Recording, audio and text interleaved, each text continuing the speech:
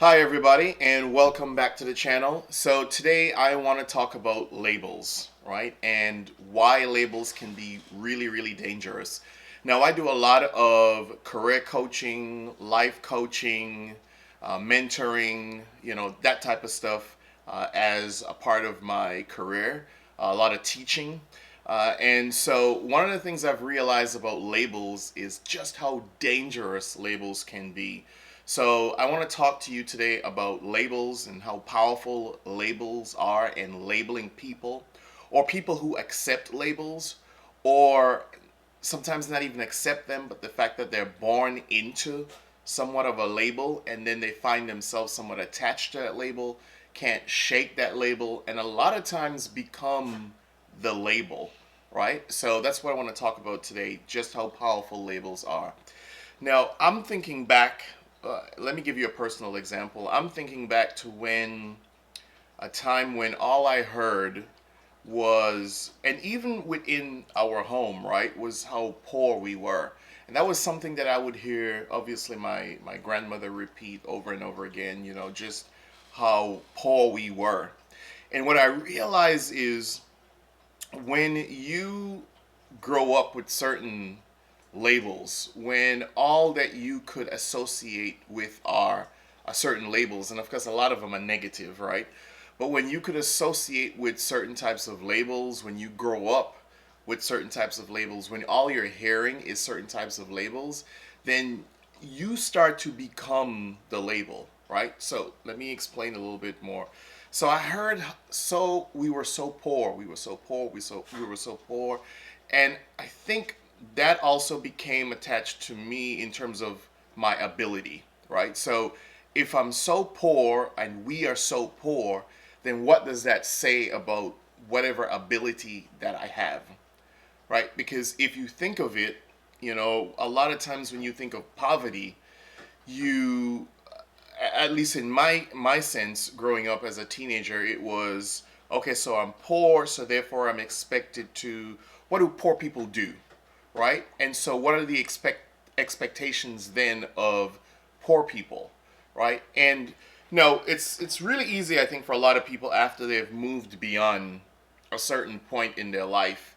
They've gotten some successes now, or whatever their case is now, whatever their situation or their case is now. They've moved beyond that poverty stage or whatever label it was that was, kind of impeding their progress. It's always easy sometimes to look back and say, well, I wasn't, I overcame the label and I this and that. And that's good. And for a lot of people, that's true. And in my case as well, that is true.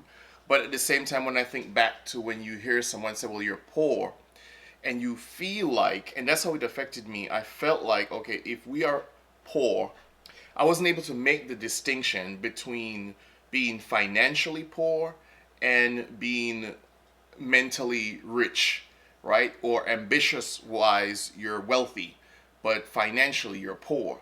A lot of times when you hear poverty, the tendency is to think that, well, what does poverty look like? What what does someone do if they're poor? Like, what kind of box then are you then putting me in if I'm poor? And I think that is what, and not just think, but I realize from working with a lot of people that that is what holds them back. It's the label.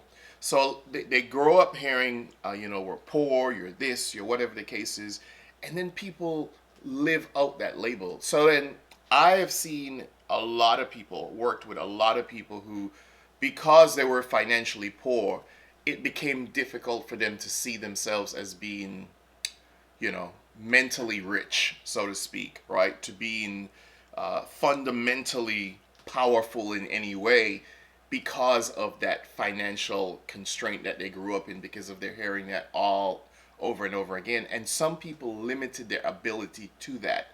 Now, there are some people who are able to look beyond just the financial aspect of it and realize that being financially poor doesn't mean you're not mentally wealthy, right? A lot of people are able to do that.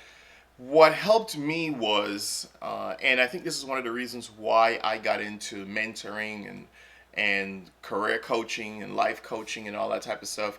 What helped me was having two English teachers who would have me obviously write extra essays and all that kind of stuff when I was in high school. And they believed in me. So even though I was poor in terms of money, they believed in my writing and thought that I was, at my age, at that level at least, that I was a pretty good writer and someone who had a really good command of words. And so then they took extra interest in me. And long story short, that's pushed me to where that's kind of part of what propelled me to where I am and pushed me in the direction where I am today. So, shout outs to them. But a lot of times people don't have that person in their life, or they don't have those people in their life, because if you're poor and you're in a poor neighborhood, you're surrounded by all things poverty a lot of times, right? And so all you see are signs of desperation, signs of people who are in constant wants or need, sometimes for very basic things to survive, not just things that they would like to have, but things that are necessary for them to have. And I think when you're constantly surrounded by that, it's so easy to become it, right? Which is what I'm saying. When you're so constantly surrounded by it, it's so easy to become it. And then it becomes part of you. It gets into your skin. It gets into your, first of all, it gets into your mind, right? And when you develop the mindset that, okay, I'm poor, I live in a poor neighborhood. Remember, you're processing all of this is how a brain works. You've gotten used to what it is to be poor. What does that do then to your ability, right? And then I, if we look at the dropout rate of high school students in poorer neighborhoods from poorer schools compared to more upper middle class, wealthier schools, you see a difference in there. There's research that shows that it's not always, success isn't always, as you know, about the person who's most brilliant. A lot of times it has to do with the person who has the tenacity, right? That grit and determination to be able to do and to accomplish things in their life. That's the person ultimately who prevails at the end 9 out of 10 times, most times perhaps, right? So, but it's difficult for some people to have that mindset of grit and determination and perseverance, and when you're constantly engaged in a struggle of survival, and then when your examples around you, right, when the examples around you, when what is within your environment is not something that screams wealth. You don't go to fancy barbecues and associate yourself with kids who their parents are doctors and lawyers and teachers, and those things, they matter, right? They matter, especially for the psyche of a child growing up. Those things absolutely matter. So now it becomes, you're not just overcoming a poverty situation in terms of finances and money, but you're having to evade somewhat of a mental situation where you've got to be careful to not be completely captured by poverty mentally. So you don't want to become mentally captured by poverty, because then you're absolutely just screwed, right? So because it all starts up here and ends up here. So it's one thing to be financially poor, but now you have to be careful that you do not become mentally trapped into believing that poverty is your only situation, could be your only story, and you're only going to revolve within that space for the rest of your life, because then it becomes extremely difficult to be able to break out of that. And that is why cycles continue. So a lot of times when people say you just need to pull yourself up by your bootstraps and then everything is going to be okay, it's way more difficult than that. And people say, well, look at all these opportunities out there.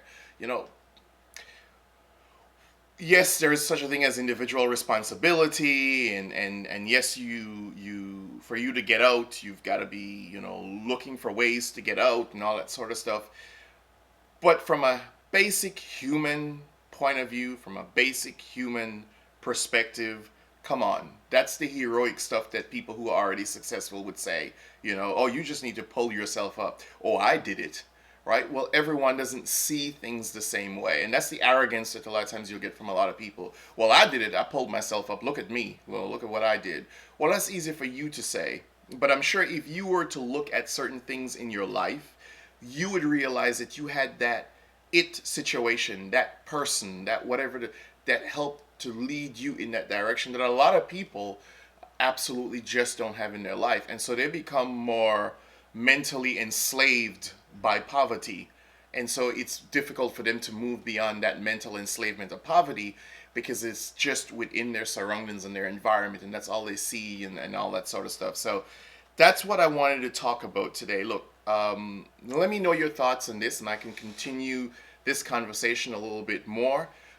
And we could talk more about that whole idea of being, you know, captured or mentally captured by thoughts of poverty, and how it really just dominates your life if you're not careful. And then you could forget about accomplishing anything if that's all you see yourself.